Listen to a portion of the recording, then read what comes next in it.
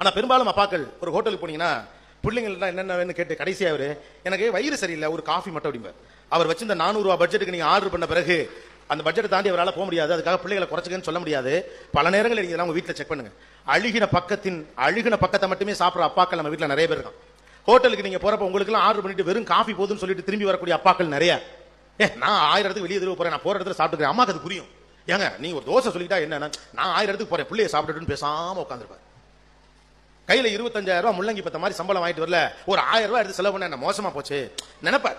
ஆனா இருக்கட்டும், அவனுக்கு எதுக்காக தேவைப்படும். அவன் வேற ஒரு கம்ப்யூட்டர் கேட்டான், ஒரு இஎம்ஐல வாங்கி கொடுப்போன்னு அந்த 1000 சுருக்கி பாக்கெட்ல வச்சுட்டு வந்துகிட்டே இருப்பார்.